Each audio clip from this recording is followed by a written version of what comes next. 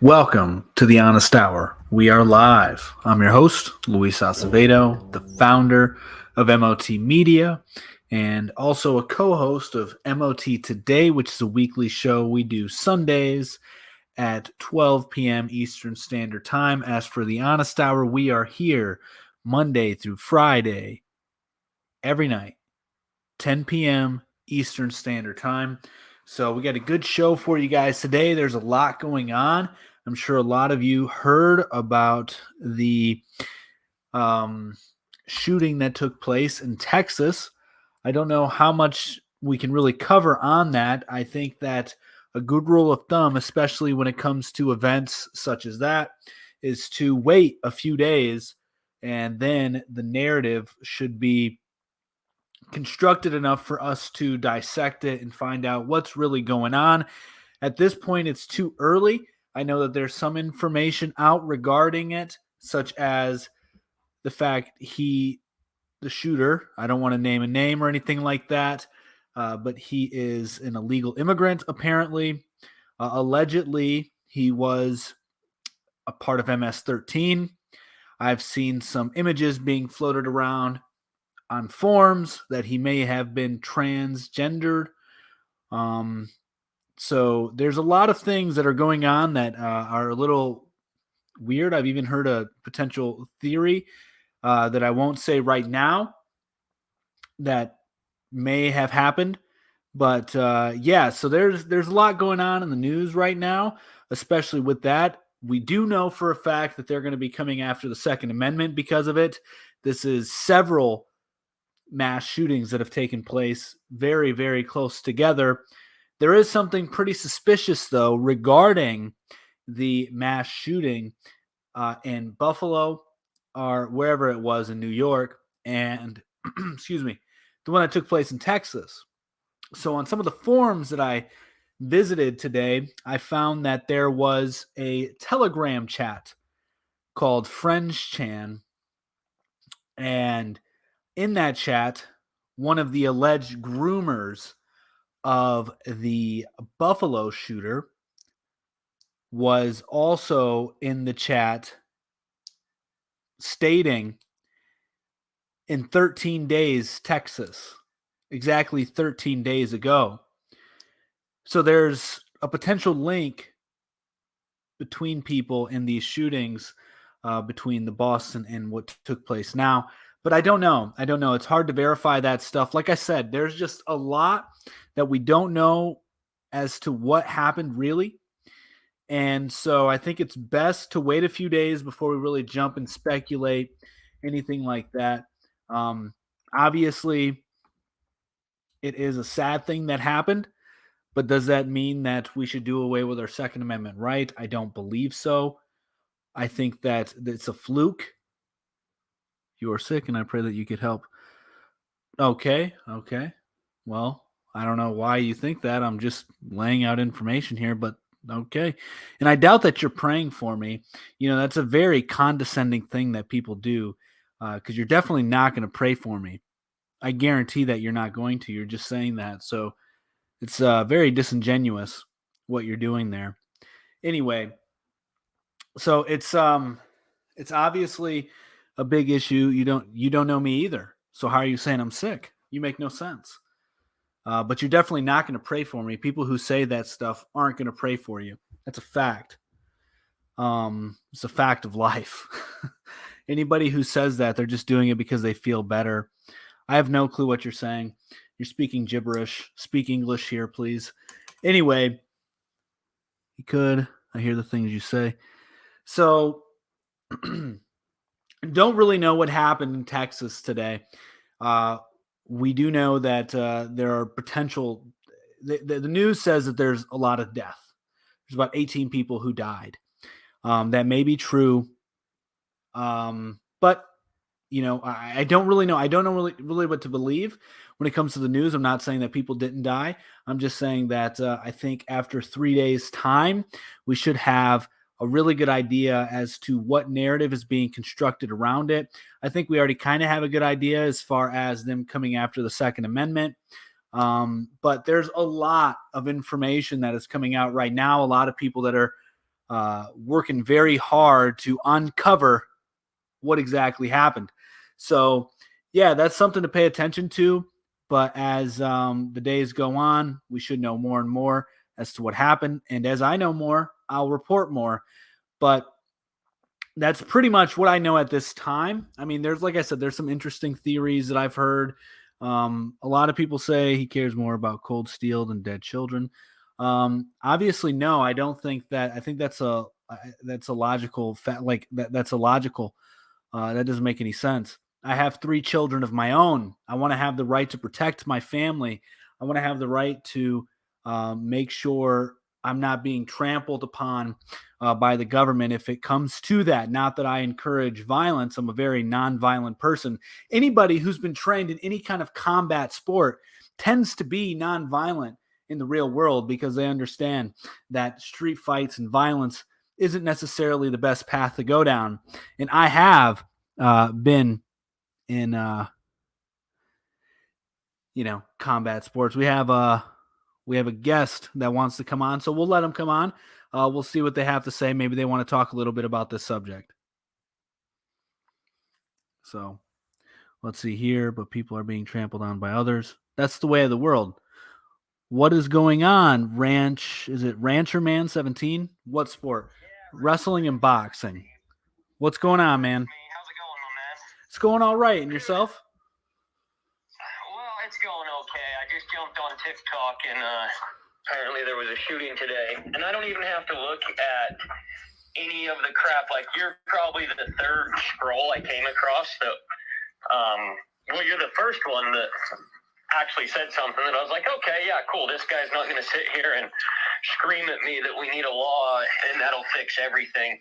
And to that guy that was what made me click on you there, that random heathen, he said you cared less about dead children or something like that. Right. Okay, I want him to comment if he would. What exact thing would you like the government to do that's going to change, prevent, or stop any of these shootings? Because we've heard it a million times. And here's just a thought I wanted to run by you. Tell me what you think of this. And maybe I'm wrong, and this is more on the topic of, like, bullying in school. My wife's a teacher, and, I got picked on a little bit when I was younger, but one thing that was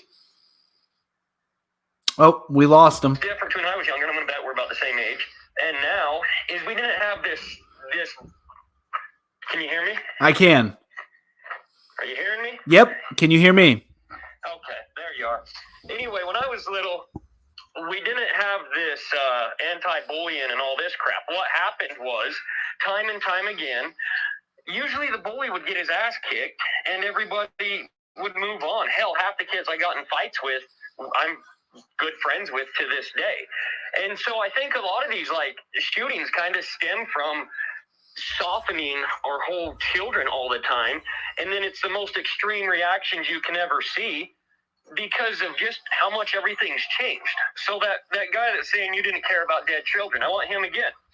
What law would he like to see that's going to prevent something? Because the law that says don't murder people didn't work. The law that says don't take a gun into the school didn't work. All of these things they want to see done, in reality, they have to know will never work. And honestly, I guess my opinion is on these school shootings, they're about as bad as they get. There's nothing worse than a school shooting of young kids. I think it's just worse than, there's nothing pure more evil than killing an innocent freaking kid. But, my wife, once I asked her, I said, would you carry a gun if the school let you? She said she's probably not comfortable doing it, but there's 5 or 6 other teachers that are comfortable doing it. Why isn't that an option for them? And I know the district, they have issues with it and safety of the kids getting their hands on it. And so I'll take that point a little bit. But honestly, I would rather have a few bullets on the inside from the good people, at least know they're there. And that school is going to become less and less and less of a target and less and less and less damage. When have any of these mass shooters ever been shot back at once or had to go through a police guard or an armed anything? Right. So Random Heathen did make a comment. He did state that enforce laws that require people to be trained to use the weapons they purchase. Now, that's not necessarily a bad thing either. I mean, we definitely would encourage people to know what they're doing when they buy a gun. That's obviously a smart thing to do, but I'm willing to bet most people who buy a firearm either already know how to shoot one or are intending to learn on, learn how to use the firearm. So that comes along with it. I mean, people just don't buy them to buy them. I feel that they buy them with the knowledge, or they're seeking the knowledge, and so they get one. And so I don't know that that necessarily will work. And then as far as what you were saying, regarding anti-bullying and things of that nature, I definitely think so. Why not place the law then? I'm not in disagreement about that. I'm not. We don't disagree there. Maybe there should be a law that enforce people to be trained to use their firearms. But even then, it doesn't mean it's going to prevent mass shootings. Um, Look at what happened in the UK. The UK, they practically have no guns legal there, and there's mass stabbings that take place. So if somebody wants to hurt somebody, they're going to find a way to do so. Now, to touch on what you were saying, Last year you had that guy drive his car through a parade. that too. So I mean, people are going to find ways to hurt people. It's part of human nature, which is why we have the natural right. If you don't want, I would say the God-given right, but if we want to be sort of agnostic here, I'll say the natural right as a human to defend yourself. You can defend yourself and your family any way that you see fit, so that way you guys survive whatever harm's coming your way. But to go back to what Rancher Man was saying regarding the anti-bullying, that may have something to do with it. But I honestly think, and I know this is an unpopular opinion, but I tend to think that social media and video games are playing a huge role in, 1,000% with yeah, that right there. and they're driving a huge role in people being able to do these acts because they're young individuals. The last two mass shootings were by 18-year-olds. And so I think that really what it comes down to is they become desensitized through watching very graphic videos. I think pornography plays a role in it as well. And I think that these video games, especially once you start seeing better virtual reality video games specifically, it's going to desensitize people to the point where they feel that there's no repercussions.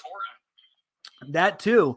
And so that's the other thing that we have to contend with. That's a good point, dude. Yeah, that's another thing that we have to contend with, is that this Generation Z and Generation A, they basically have no parents. They basically have technology, and they basically have institutions that hate them for the most part. And so they just build up this animosity. And so what you see, especially when you go on places like 4chan, where there's a bunch of Gen Zs. I'm a Gen Z pretty much. I'm right on the cusp of Gen Z and millennial. I was born in 95. So they you'll see a lot of hatred there for people who are in control. And I'm not saying that I'm necessarily against what they're saying, because there is some validity to their criticisms and their distaste for, or dislike rather, for these individuals controlling things because of psyops, false flags, and there's obviously an attack on American culture at this point. So I understand where the anger comes from.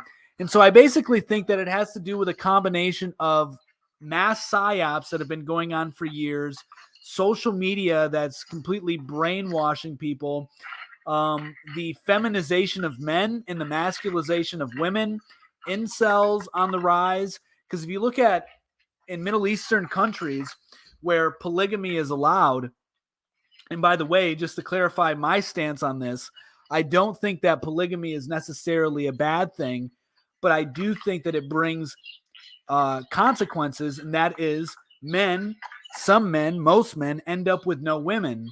And so they have to let out their rage in other ways, I believe.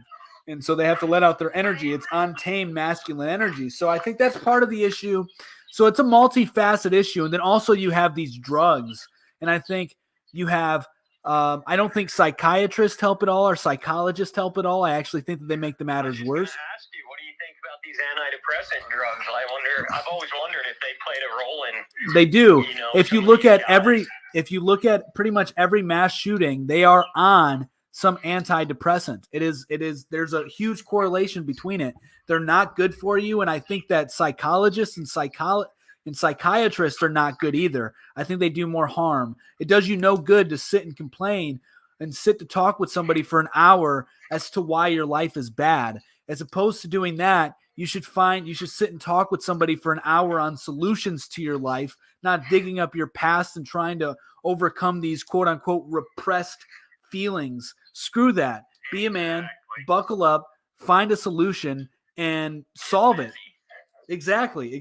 Take action. So that's what I think is really taking place right now. And I do think that there are some false flag events. I'm not saying this one in particular is a false flag event. And just to clarify what I mean by false flag, it doesn't mean that the event didn't happen. A false flag means that there's a false pretense for the event taking place. So they create a narrative around it to cater to their agenda, but that doesn't mean people didn't die. It doesn't mean somebody didn't shoot somebody. It just means that the agenda that we're being told, that there's a secret agenda behind it and they're pushing a narrative. That's all a false flag is. And so I don't really know what happened here. Here's a question on a random heathen there, or even to you. You know, his idea of training people before they buy a weapon, or maybe they do have to show a certificate for an AR or whatever weapon it is.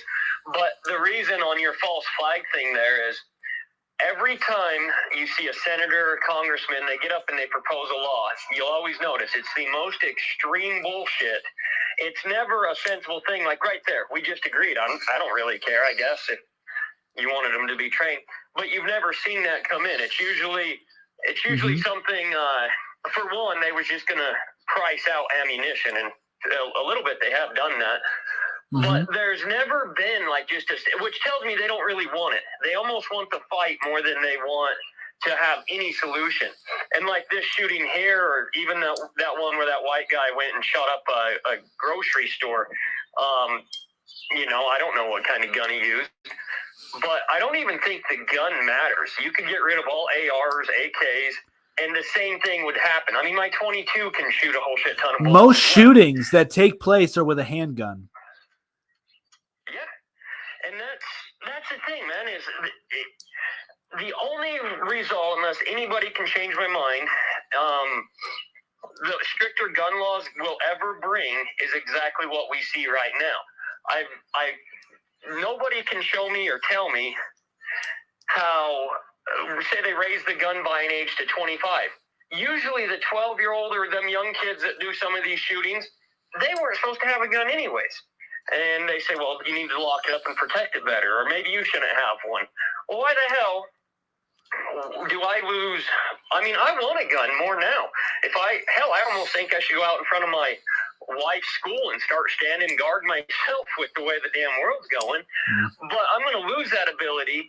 And then what resource do you have for any type of protection of anything that's yours or somebody you love or anything? You got to depend on the police. That's never going to happen. I will never wait for a cop to show up to my house to protect me. Nope. I'm not saying that they're bad. It's just physically impossible exactly for that to be a solution to anything. But that's the simple mindedness of what these guys think. They always think, because you see them cheering and yelling in the streets and everything when these topics come up. You'll always see them. More gun laws. But go get one then, or propose one that makes sense. But none of your damn senators have done that. But yet they're the first ones up here screaming on the TV of, we need to redo the Second Amendment. Yeah. Nobody's ever mentioned your video game thing, a politician, and I think that's very legit. I'm not saying we need to make video games illegal, but it's kind of the same idea as if I was. They want to change these laws on guns. Well, then I want to change laws on video games. Yeah, so I think that really what we see when it comes to these extreme laws is negotiation tactics. I'm not sure if you've ever been in any kind of negotiation, if you've ever been in sales, if you ever did anything of that nature. Looks like we lost a guest, but that's okay. Thank you for coming on, Rancher Man 17. It was great having you, great hearing your thoughts. So back to what he was saying regarding the extreme measures that are passed, it's simply because negotiation, if you guys have ever been involved in any business deals, any sales, anything like that, you will know that you want to start at a higher price or a lower price, and you're attending to bid, so that way you can find some common ground. And so that's basically what I believe takes place when we have these drastic measures that come out, especially when it's affecting our amendments, especially the Second Amendment. You have a slow chip away because you can't do it instantly. It has to be a slow build. And that's essentially what we see with all of our amendments being stripped away from us. It's basically chip by chip. It's not a big move, but they do say up front what they want out of it, and they eventually get it over time. And so it's just a slow erosion process that takes place. We have a comment here on YouTube. It says, when I was in school, I remember this kid getting picked on, and the teachers just turned a blind eye. He ended up killing himself. Yeah, sad. It's sad. And I don't encourage. I know Rancher Man 17, his wife is a teacher, but I highly encourage and recommend everybody homeschool their children. It's a much better way of life, and you don't have to worry about this kind of lunacy that's taking place right now, and you won't be affected by the fear as much. So I think homeschooling is the future. I think we're going to see a rise in that. There is a company actually called Classical Learner. I think you can find it at classicallearner.com. And he is a member of the Beartarian community. His name is Brett Pike. I actually did an interview with him on the YouTube channel. You can find that at MOT Media on YouTube. Anyway, and everywhere you can find podcasts under Minds of Tomorrow. But he has a business where he teaches parents how to homeschool and come up with a curriculum to make their children more self-sufficient and entrepreneurial. That is the end goal with the homeschooling, giving them practical skills. So that's maybe something to look into. I encourage everybody to homeschool their children. I think that's the better option. Now, in other news, this is something a little more lighthearted. I think it's a lot better than what we're seeing here with this shooting. It's actually a really good thing. So here's the article. Let me share it with YouTube, Twitter, Twitch, TikTok. You guys are just going to have to deal with my mellifluous voice and my impeccable reading skills. So here we go. So let's make sure it's sharing. Cool. It's sharing over here. Boom. So Moderna CEO laments throwing 30 million doses in the garbage because nobody wants them.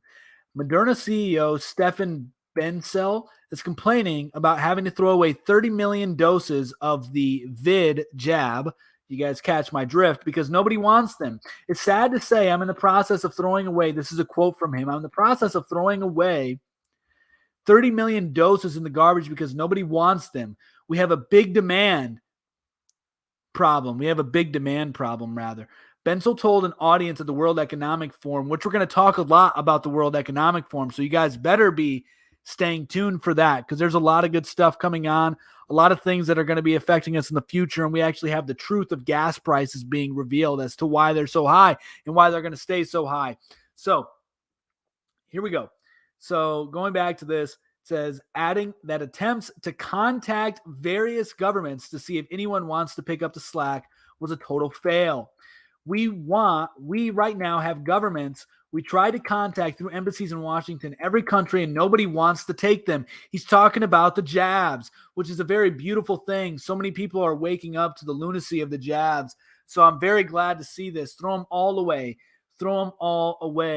I think that what we're going to see, though, with the monkeypox is a huge push for more vaccines. I believe that's going to be a huge push, because we've already ordered about $300 million worth of them, and we have 13 million doses coming currently.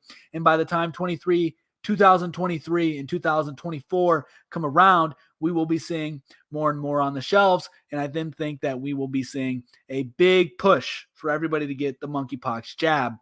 And so, but that is good news that 30 million doses of the jab are being thrown away. Congratulations, guys. That's standing up. That's standing up against tyranny. And that's really good news. I think it's very encouraging. That's something to be proud of, that the powers to be are not succeeding like they thought they would when it comes to infecting us with poison.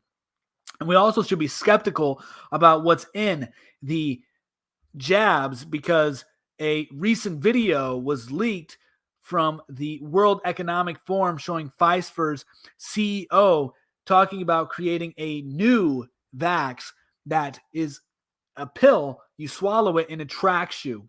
It tracks you, guys. So, yeah, these are good things to avoid and stay strong against. So, good job that we are fighting back against that. That's really, really good news. Just don't get the jabs, and then everybody's good. Everybody's cool. Nobody needs the poison anyway. What did our ancestors do 1,000 years when they were living just as long, if not longer, than we are? Right? I would suggest everybody look into So Boring, another anti. Yeah, I'm not anti. I'm not. You got it twisted. I'm not. If you want it, take it. If you want it, take it. Go ahead, man. Go ahead. I am not anti. I am not anti. I just choose not to. I just choose not to. I am very pro-choice. I think that everybody should have the choice to do what they want when it comes to their medical procedures. Just do not force it upon me. And yeah, I have the right to do what I want with my body in that regard when it comes to medical procedures. So I am not anti-vax. I am not. That is incorrect. I am actually you could say that I'm pro-vax, actually. I mean, if you guys want to take it and take it, go ahead. I mean, my family will just be stronger than yours. I'll be stronger than you. My immune system will be intact. Go ahead. It makes it makes winning a lot easier for people like me when people want to take the vax. So go ahead. Go ahead. My family will thrive. They'll be much healthier than yours. So if you want to take it, go ahead. It gives us a great advantage. Now, I had another thing that I wanted to touch on, but I want to skip over it and just jump right into what's going on with the gas prices. There's some very interesting stuff. Some interesting things have been revealed. We actually talked about this at MOT months ago as to why we are seeing the rise in gas prices and what the ultimate agenda is. Anybody who's been aware knows what the agenda is. So let's go ahead and show you guys what took place in Davos. And we're going to see the coincidental link between Joe Biden and what was just said at Davos. So here we go. This is the video from Davos. We need to accept that there will be some pain in the process. The pace that we need will open up for missteps. It will open up for shortages of energy. It will create inflationary pressures, and maybe we need to start talking about that pain is actually worth it, because if we don't, there's no business case, there's no economy, there's no welfare. But so far, I think we have been a little bit careful actually talking about the pain in the short term that is likely to come from this energy market change. So that was the CEO of Norwegian Finance saying that the energy transition will create energy shortages, but it is actually a good thing. And so that same day, we had Joe Biden, pedo Joe, come out and say the following regarding gas prices. When it comes to the gas prices, we're going through an incredible transition that is taking place, that God willing, when it's over, we'll be stronger and the world will be stronger and less reliant on fossil fuels when this is over. Bang. So not too long ago, Pedo Joe was just saying that he's going to do everything he can to prevent the skyrocketing of gas prices. Right here. I have it right here. I have the proof right here for everybody. So here we go. This is just last week or something like that where we had Pedo Joe saying this. Let's find out where this is at. Right here. I believe it is on this article. Just what was it? When was this released? May 23rd. So May 23rd. So same day. Same day.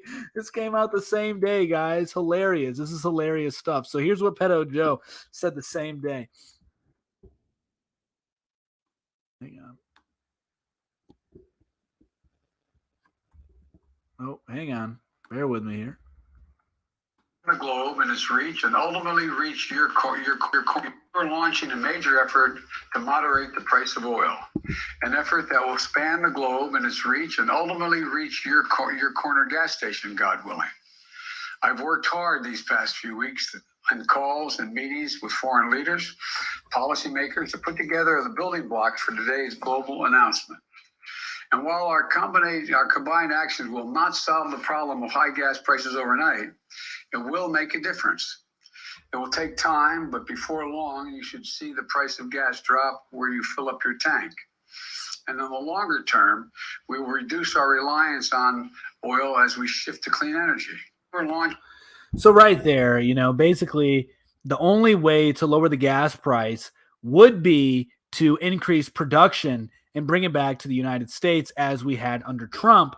That would be that would be a really good way to lower the gas price and make us less reliant. But instead, we're digging into our strategic reserves for oil, and we're apparently going to be digging into our strategic reserves for diesel as well. Check this out, another article that was released earlier today. So right here, the article states, White House considering rare release of diesel fuel reserves. It's so right here. So after a major spike in diesel prices, the Biden administration is considering releasing part of the special strategic reserve to alleviate the supply crunch. However, the shortage is caused by corporations chasing profit, not by production shortfalls, and critics say the move won't matter much.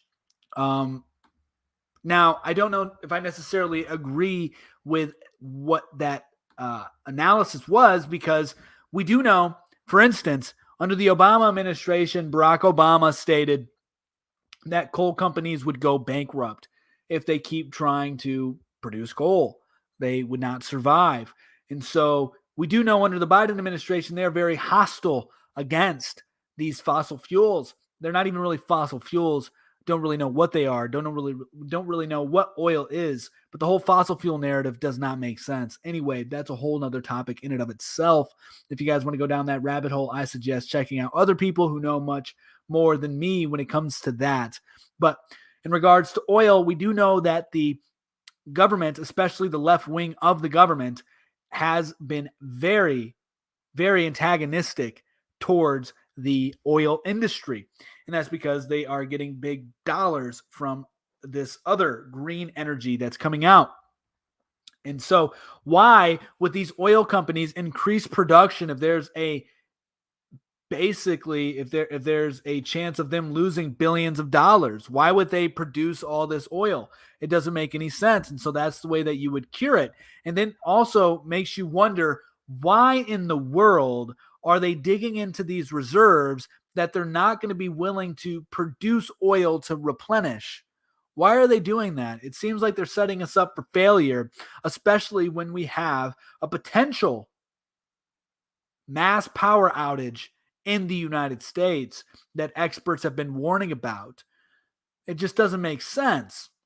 It doesn't make sense. I mean, it does make sense because they want us to basically become more and more dependent on the system, which is why here at MOT, we are so consistent on our message in regards to becoming self-reliant, localizing your supply chains, and becoming and having a strong community, because that's the key during times like these. It's to become less reliant, and that way you can avoid the future that they have planned. You don't need to be a slave. You don't need to be a victim. There's so many things. There's so many opportunities for people out there at this moment. So when we share this message with you guys, when we share this news with you guys, we want to make sure that we are not instilling fear, but just showing you the facts of the matter and then providing a clear path forward, because there is a clear path forward. The path forward is going back to the roots, making big families, having good principles, good morals,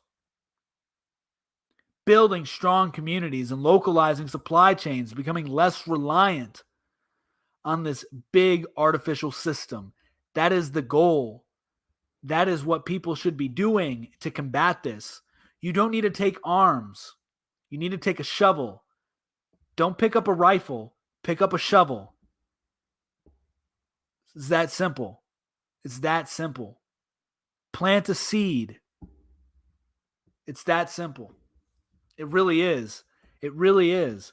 And you become more empowered when you start making those kind of moves. You then realize, for example, I have been aware for a long time what a lot of people aren't aware of, and that is you don't need money to live. That does not mean I don't want money. It does not mean that the world that we currently live in, it is significantly easier to have money to obtain the things that you need to survive, obviously. But having the realization that you don't need money provides you a level of freedom because you know if you lose everything, you will not die. You will find a way to survive. For example, there is a local farm, I've shared this many of times, that I help out at. And for my work in exchange, I get free raw milk, and there have been times where we get pounds of meat, pounds of butter. It's incredible. That right there showed me, without a shadow of a doubt, that money is not needed to survive. It is not.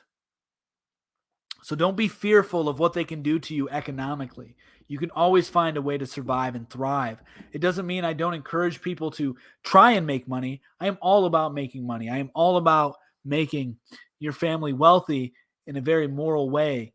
I'm all for that. I think that you can make a lot of money and do well in life, and it will make life more convenient, whether that be a good or a bad thing. But it'll also provide a level of security if you want to live in a civilized world, as we do. So that's just something I thought I'd mention because as we're facing these times, which, we're going to go into something else here that seems to be very dystopic. Before I jump into that, I just want to really, really drive this point home that ultimately it's up to you how your family is going to live. The government is only a reflection of its society. That's the most important takeaway I think anybody can leave with tonight, is that the government is a reflection of its society. A government does not run amok. A government erodes over time because its people's morality erodes over time. It's not the government, it is the people whose morals, values, principles, whatever you want to call them, erode over time. That is the real issue, because the government is essentially a referee for the framework that the people constructed. And so everything that's being passed right now, it's because on a societal level, we allow it. Which is why it's very important, if you want to be political locally, because that's where your voice will have a better chance of being heard. Doesn't mean it will, but the odds of your voice being heard increase tenfold on the local political level. That's where, if you want to be political, you should focus. Now, if you have money, you're a big whale, you have a lot of connections, then you can, make some moves at the congressional level, at the federal level. But for most of us, we don't have that connection or those connections, and we don't have that money. So the best thing that we can do is get to know our local sheriff, get to know our local council members, be a participant in your town hall meetings. Let your voice be heard. And that'll help prevent some of the insanity. Hell, run for local office to help prevent some of the insanity. Help out at your school board. Those things. That's where it matters. At your neighborhood level, that's where you have the most impact. Because it goes, your home, which as a man is your castle, it's your kingdom. And then from there, the village outside of it, you can have a true impact, you and your family. And you can have an impact just by raising good children and having a good wife and a good husband. You can have a very strong impact on people just by showing them what a happy, healthy family looks like, what well-behaved kids look like. That goes a long way. People get inspired when they see well-behaved kids, because kids are now not being raised by parents, but they're being raised by screens, and they're being raised by institutions and strangers. So when they see a functional family in the real world, it is inspiring. Whether you believe that or see it, trust me, it is inspiring. It plays a huge role in how people view the world, is how they see families. It's very important. Very important. So those are some things that you can definitely do. Now, when I share this next video with you guys, it is not to get everybody, afraid or anything like that, but it's so that way we understand what's coming. And it's been coming for a while. A lot of us have talked about it, warned about it for years, but we were looked at as crazy conspiracy theorists for a long time. I learned about Agenda 21 years ago.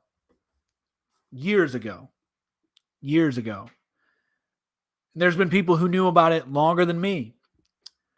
And I haven't really talked about it much because I've been more focused on finding solutions to these problems than complaining about what the elite are doing. I feel that most of the time, the truther community finds things to be afraid of rather than finding the solution to what they're afraid of. And that's what we bring to the table that's different here at MOT. With that, this is a part of Agenda 21, and it's now becoming mainstream. So check it out.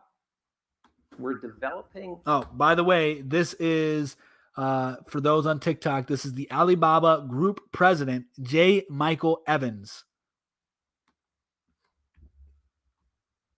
We're developing, through technology, an ability for consumers to measure their own carbon footprint. What does that mean? That's, where are they traveling? How are they traveling? What are they eating? What are they consuming on the platform? So, individual carbon footprint tracker. Stay tuned. We don't have it operational yet, but this is something that we're working on. So, an individual carbon footprint tracker. Now, you have to understand that humans in life is carbon based. So, these trackers are just going to be trackers of life in your everyday movement, which is where the smart cities come into play. It's where the smart cities come into play, guys. They're already talking about putting surveillance systems in our sewers to monitor our bowel movements to see if we have the vid, to see if we have viruses, to see if we've been eating the meat that they want to take away from us. Yes, this is true. This is actually in one of the proposed bills for funding when it comes to pandemics that Biden wants to pass. Smart toilets and smart devices in sewers to monitor this, to monitor outbreaks. Bill Gates has created what is called the germ team, and they want to focus in areas that have potential contagion outbreaks. What do you think they're going to use to pinpoint these? Probably sewer systems will be one of the things that they use. And probably these trackable pills that are actually vaccines. So these are things to be aware of on what's coming and then how you can prepare for them. These are real things. And I think that everybody should be very aware of what's taking place. So, yeah, but then there's something else that I do want to talk about as well. This is a little off topic here, but I want to throw out this idea. I've thought about it for quite some time, and I could be wrong. But it goes back to the economy. Now, right now, we believe we're under inflation. We're experiencing inflation with the rise of gas prices, food prices, some other things as well. And it sure feels that way, right? Plus, you have the massive amount of money that's been printed that plays a role in inflation. It's one part of inflation, it's not the whole equation. How fast money is being spent is the other role. So, then there's another school of thought that we are going to be experiencing deflation. That's where the real threat comes into play. And the reason we're going to be experiencing the deflation, the theory goes, is because nations are going to begin defaulting on their debts.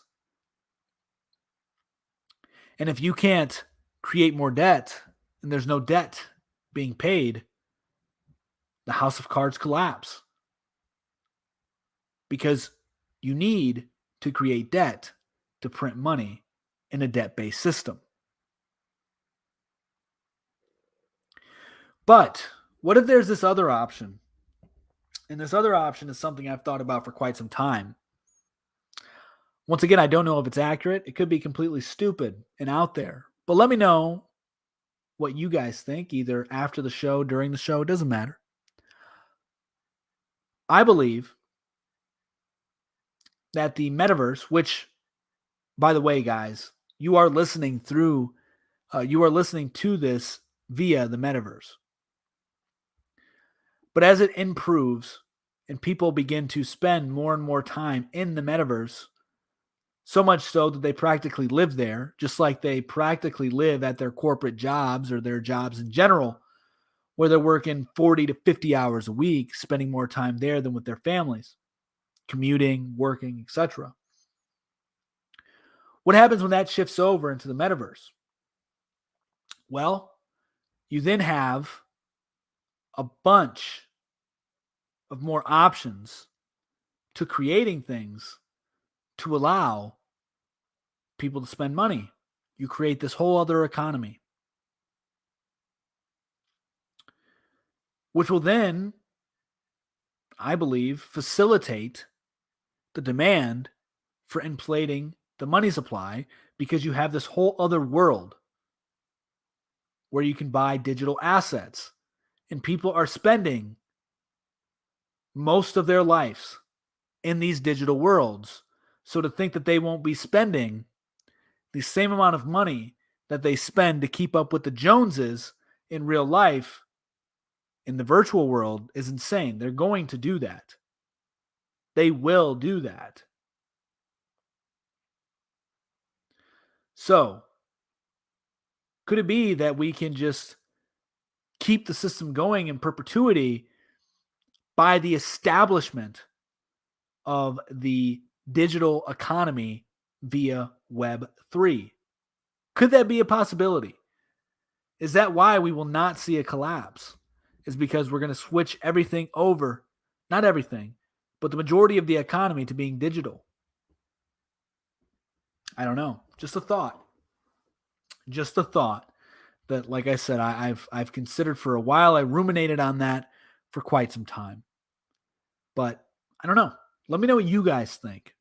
But that is pretty much it for the show tonight, guys. I thank you all for showing up. I thank you for those who participated in the conversation earlier on in TikTok.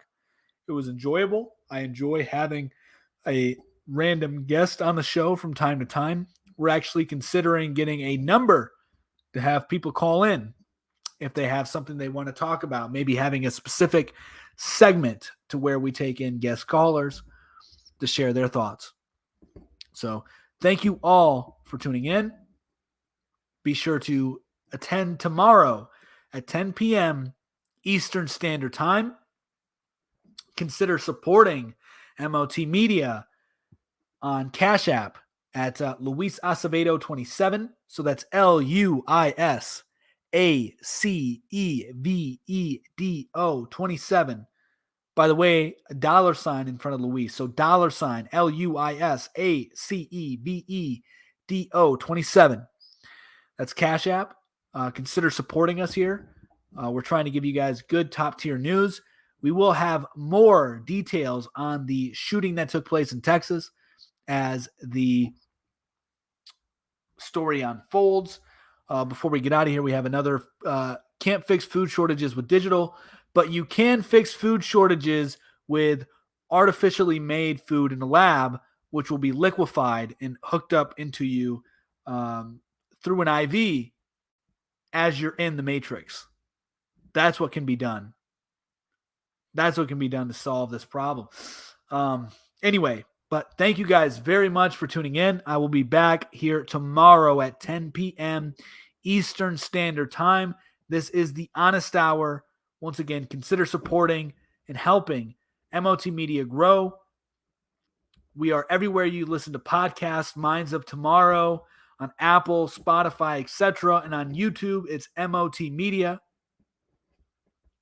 TikTok, MOT News. So be sure to follow and support us. We're here to keep you ahead of the curve and give you real hope, not false hope, about the future.